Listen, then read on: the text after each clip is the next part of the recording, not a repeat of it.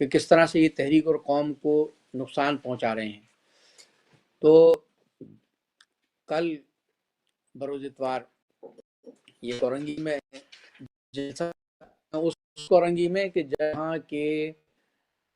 امن پسند نوجوانوں کو صرف